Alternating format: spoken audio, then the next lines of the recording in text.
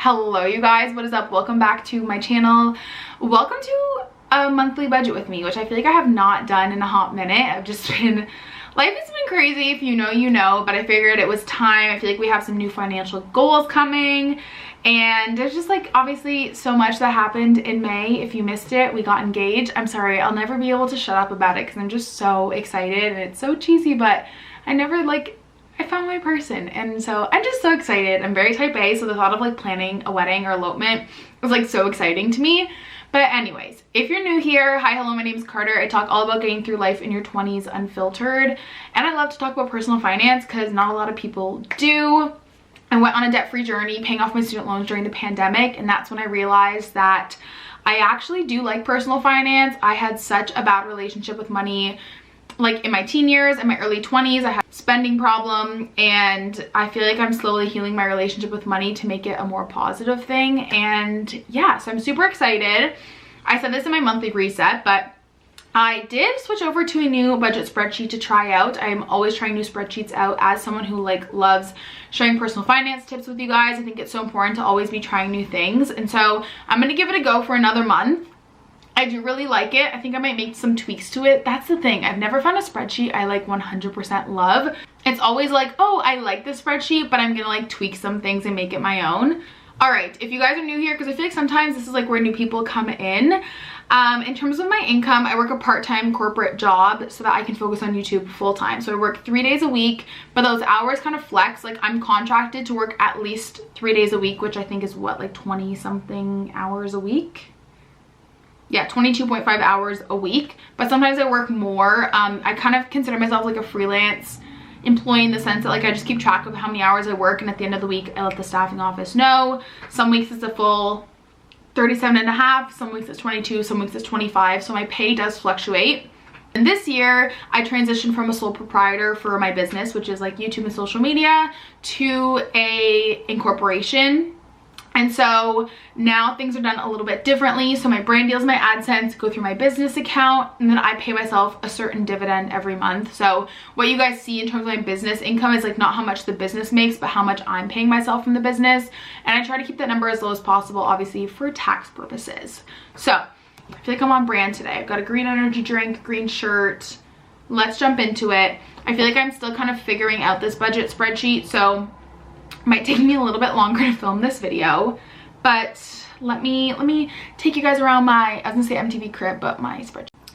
All right, so this is what the spreadsheet looks like. I love that you can toggle the months. That was the biggest selling point to me because I don't like a cluttered like down here area. So June is a 3 paycheck month, which is great. And because my pay fluctuates, I typically just pull up my Google Calendar and kind of go through how many hours I'm working and all that stuff. I also have additional taxes that come out of my paycheck, so obviously I get taxes deducted from my paycheck, but I request an extra $200 a pay because my tax bracket, like I'm kind of on the edge of 2 tax brackets with YouTube. It just kind of helps minimize that tax bill at the end of the year, so I have to take that into consideration as well. So my first paycheck will be, let's just budget for $1,200. And then my second one will be one full day, 1, 2, 3, 4, 5, 6. So we'll say $1,200 as well. And then the last paycheck for the month, 1, 2, 3, 4, 5, 6, 7, 8. We'll say $1,300. And then what I try to do, I've said this before, is I try and live off of my corporate job as much as possible. That way I'm not taking a ton out of the business. I'd rather save that and leave that in the business to put towards obviously like business expenses, business trips and stuff like that, and just making sure I have a buffer in there as well, because when you do social media, brand deal payment can be sporadic. For example, until May, I hadn't gotten paid in like 10 weeks, and then in May I got like 3 payments. So it's just very sporadic, so you always want to have a buffer in that account. So I always budget off of kind of like backwards, I guess. I will budget everything in like my bills and my expenses, and then typically my business income is what allows me to save money. So bills, my fiance, I was gonna say boyfriend, but I can say fiance now. My fiance and I split our bills 50-50, and then you guys will see our expenses kind of differ. It's just what works for us. We're very good communicators about our finance. We have check-ins all the time. So we split our bills 50-50, and then expenses we kind of just take turns. Whenever I film this, people think my mortgage is $800 a month. My mortgage is $1,600 a month, but I pay half, so my half is $800. Our condo fees, once again, half of that is $165. Our utilities end up usually on average being about $150 a month, but it is summer now, so I'm gonna put $120. I think they're gonna be a bit lower. My car payment is always $314. My car insurance went down to $228, which is great. Okay, sorry, I had to add property taxes in because we pay ours biannually, because 80, and then property taxes, once again, we split those. I got the bill on Thursday, so yeah, our next payment is $1456 divided by 2, $728. So definitely a high month for les bills.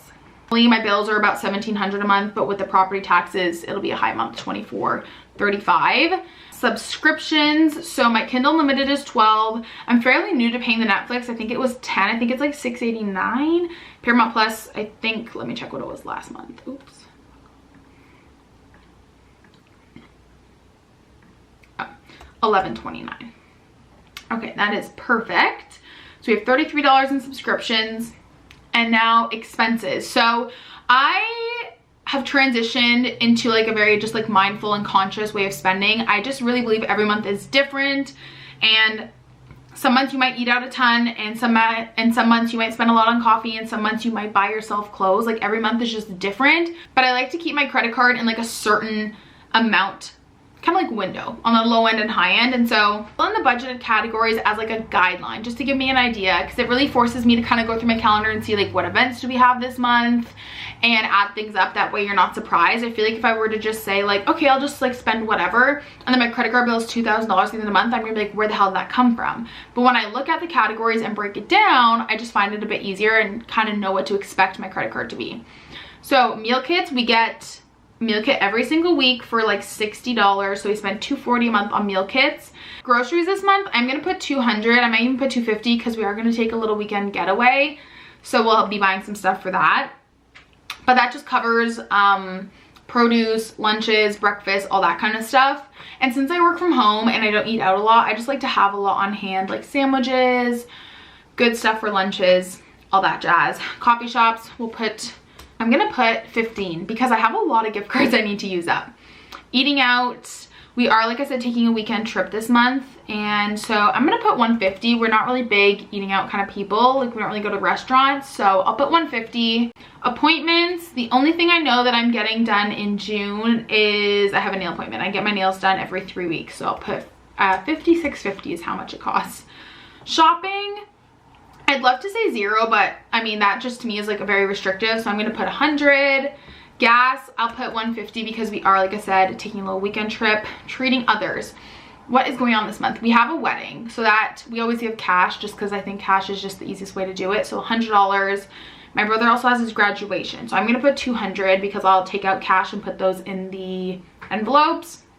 The kids don't have anything this month, which is great. That's Stella and my horse Salem. House and home, we do need to buy tile, but Matt priced it out to about $100, so I'm gonna put 100 just to be sure. We'll probably split that, but just to make sure. Health and wellness, I don't really see us.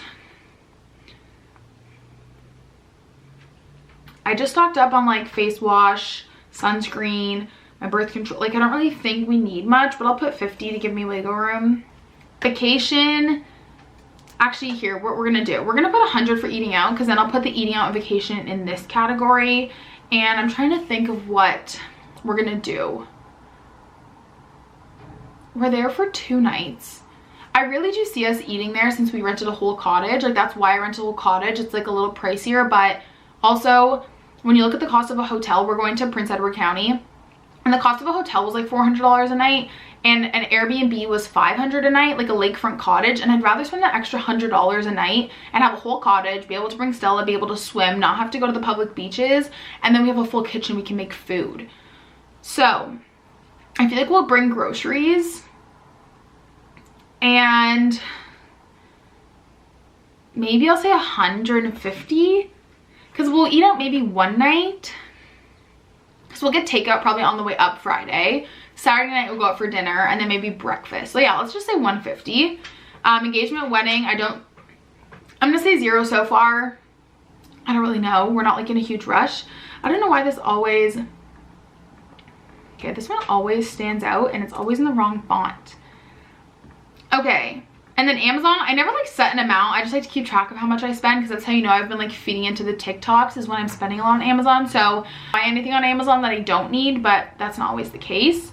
And then alcohol, I'll put 50. We might have to get some bottles of wine. So 14, 11, I feel like that's good. This is not restricting me in these categories. It's just saying, okay, with everything I've added up, it looks like our credit card will probably be at around $1,500 at the end of the month.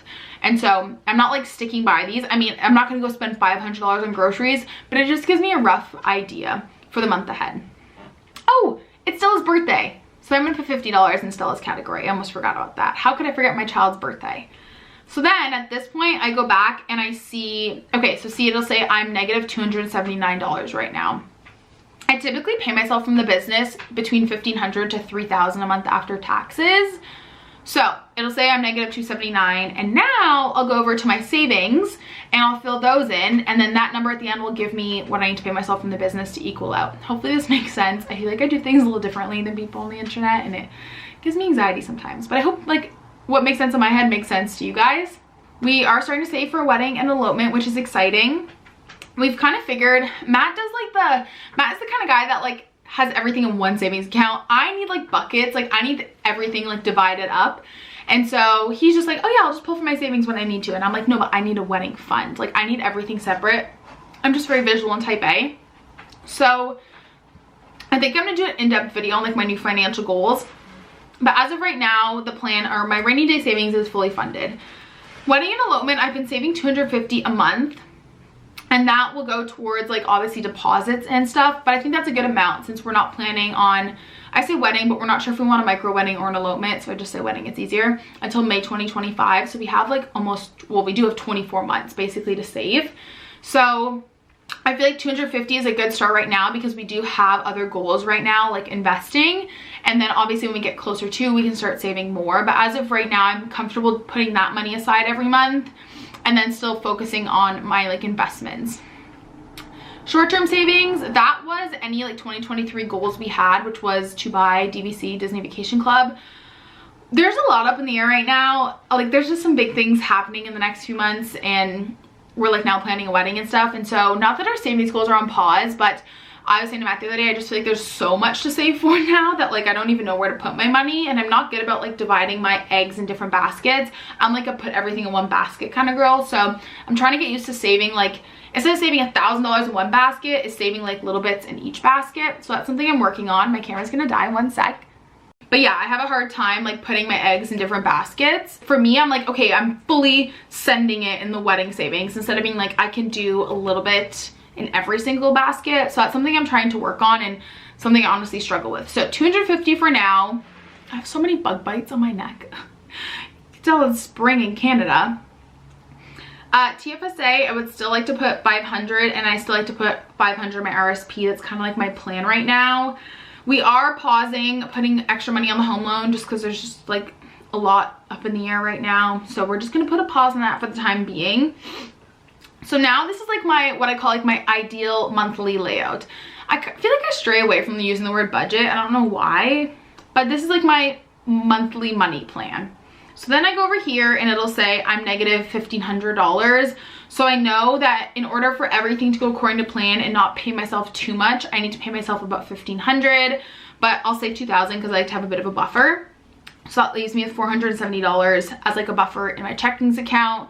I always try and have around $800 to $1,000 as a buffer in my checkings account because my pay can be sporadic. That is the budget for June. I hope that made sense. Once again, it's those things that like in my head it makes a lot of sense, but I'm not sure to you guys it makes sense, but I hope it does. I just feel like I do things a little differently than people online, which can be good for people to see variety, but I also get like nervous. I don't know. I'm a firm believer there's multiple right ways to do things, and there are of course sometimes wrong ways, but there are a lot of right ways to do things. Let me know if you guys like seeing these separate or in the monthly reset. Like, do you guys like when I close out the month and then budget for a new month, or do you guys like them separately? Let me know what you guys want to see. But I'm super excited to see what June has to offer. And if you guys are curious how the month closes out, I always share that in my reset. So you guys will see that in my June reset. And if you want to subscribe, I upload 3 videos a week: personal finance, lifestyle, just like getting through life in your 20s unfiltered, buying clearance energy drinks because we don't want to spend a lot of money on groceries. We shop, you know, we spend money in the categories that matter to us, and I think that's something that's really, really huge. And I feel like over the years, Matt and I are realizing that that is like experiences. Anyways, I hope you guys enjoyed, and I'll talk to you next time. Bye!